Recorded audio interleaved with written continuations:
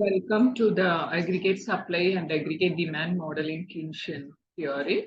John Maynard Keynes, one of the famous economists, best known as the founder of Keynesian economics and father of modern macroeconomics, criticized the classical model of ASAD and came out with his perception on ASAD model. So we will, before getting into his model, we will try to see what classical model says. ASAD model is basically a macroeconomic tool to study the output and price determination at aggregate level.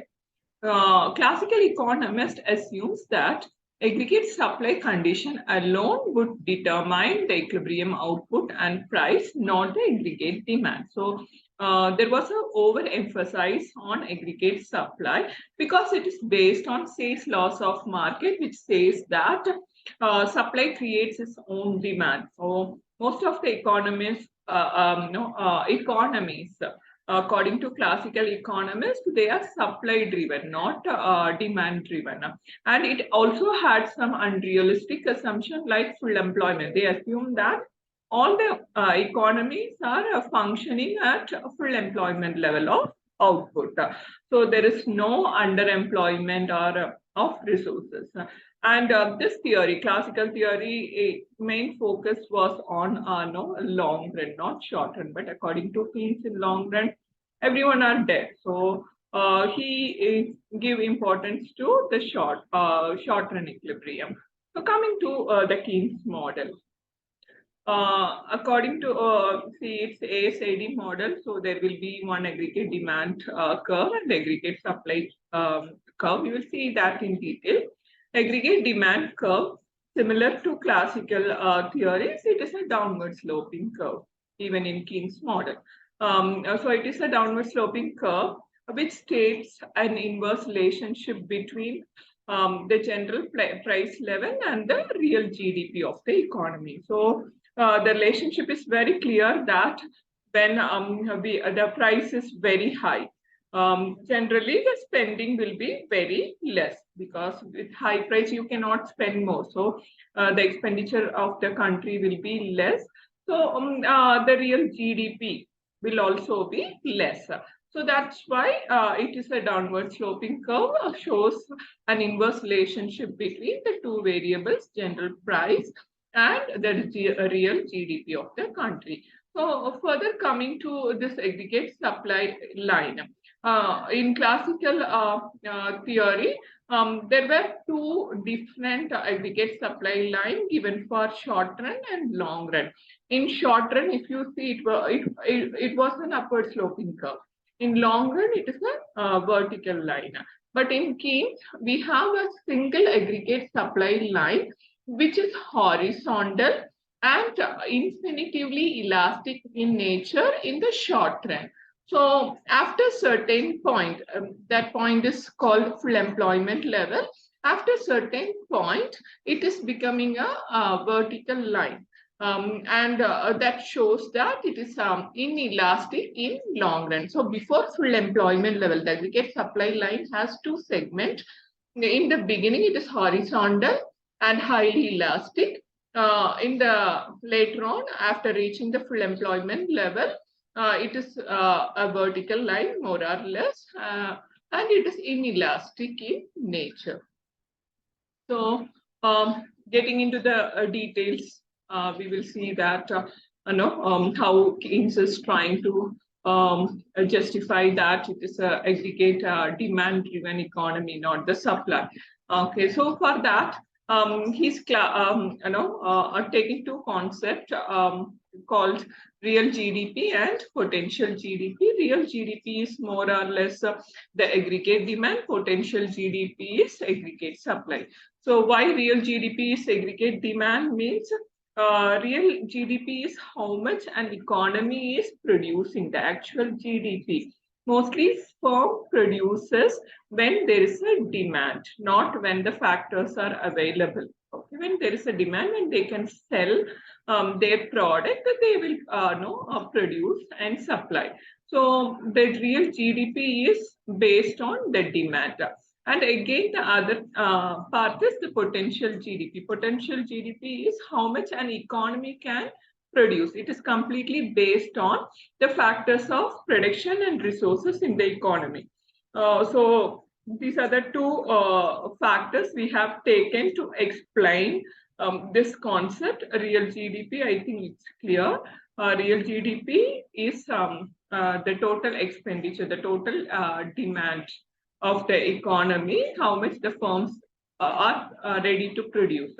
Potential GDP is how much an economy can produce. That is based on the factors of production. And that's what given in the slide also, potential GDP, it's based on availability of factors, resources. Real GDP, it's actual GDP. It is determined by aggregate demand. So with this, two situations are possible.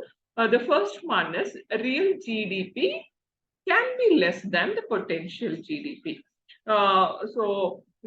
It creates a problem called recessionary gap or contractionary gap in economics. We will see what it is. When real GDP is less than the potential GDP, the economy is working under employment level. So it didn't reach the full employment level. So here, this situation is called recessionary gap. And the next situation is real GDP greater than potential GDP, which means the economy is producing more than the potential GDP. So you can find, the demand, the line, to the right side of the full employment level. So here it is called expansionary gap or inflationary gap. So if we are seeing the diagram, it will be more clear for you. Just showing the diagram in the slide. So here the x-axis represents the national income or real GDP of the country, and y-axis represents the general price level of the economy. So you can find aggregate demand line and also aggregate supply line. We will start with aggregate demand line. Aggregate demand line, it is a downward sloping line stating the relationship between the price and the real GDP or national output. There is an inverse relationship between both the variables. And coming to the aggregate supply line, as we have seen in the previous slide, it is a horizontal line, elastic in nature till it reaches the full employment level. After reaching the full employment level, you can see that the aggregate supply curve took a different shape. It is more vertical in shape, right? So it states it's more vertical and inelastic in nature. So getting into the details, according to Keynes, the aggregate demand, for example, according to Keynes, if there is an increase in aggregate demand before reaching the full employment level, so what happens is the real GDP will increase without affecting the price. So you can see from AD1 and the aggregate demand is shifting to AD2. So aggregate demand 2 line. Okay, so here when it shifts from AD1 to AD2, there is a drastic increase in the national output from Y1 to Y2, and there is no increase in the price level in the economy. So it still remains as P1. So there is no increase in price level. So it clearly shows in an economy is working under employment, full employment level. When the aggregate demand is increasing, the real GDP will increase and also employment. We are not going to get into that. Only the economy can slowly recover from the recession.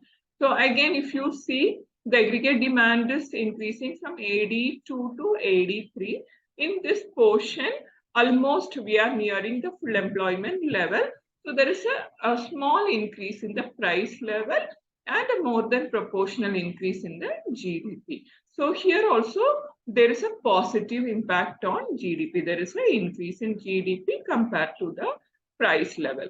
So we have reached the full employment level here. Now, if further the AD is shifting, AD curve is shifting. So what will happen is the GDP, we have already reached the full employment level. So that is the potential output an economy can produce is have already reached. Okay, so you cannot increase the output after this point. So only the price level increases. So this will create what? Inflationary gap in the economy, inflationary pressure in the economy, or else it's also called as expansionary gap. So point is very simple. Keynes is dividing the aggregate supply line into two segments. The first one is horizontal in nature and elastic in characteristics. And the second segment, it is vertical in shape and inelastic in nature. So when the aggregate demand is increasing before it reaches the full employment level, the output will increase, not the price level. And if the aggregate demand is increasing after reaching the full employment level, the price will increase, but not the output. So what is deciding how the economy is going to move? That is aggregate demand. So if you want to come out from recession, or else you have to reduce the inflation, then you have to work on aggregate demand, not the supply. This is the concluding remark of whom? J.M. Keynes. So it's completely different from the classical perception. So this idea or his perception helps the policymakers, governments to come out from this recession, which happened in recession or depression. So in 1929 to 1933, we all know there was a great depression, and 1936, Keynes published his book General Theory. So in that he suggested that an increase in aggregate demand is beneficial if there is a contractionary gap or recessionary gap. So the government have to increase the government expenditure through deficit financing. And if any economy is going through the expansionary gap at that particular point, the government have to work on the aggregate demand, reduce the aggregate demand, so that the price increase in the price level or inflationary gap, whatever it is, it will come down. So Keynes AD model is very, very important from policy makers' perception even today. So the conclusion is this: aggregate demand, not supply, is the key variable governing the overall level of economic activity. So this is the concluding remark of Keynes theory. If you see the superiority of this theory compared to classical, Keynes theory shifts the importance from supply to demand. It advocates government intervention and deficit spending during the period of recession or depression. And it suggested policy for the removal of unemployment because he suggested deficit financing. You have to generate employment so that the expenditure or demand will increase, and the economy can come out from recession or depression. It helps to understand the business cycle, different phases.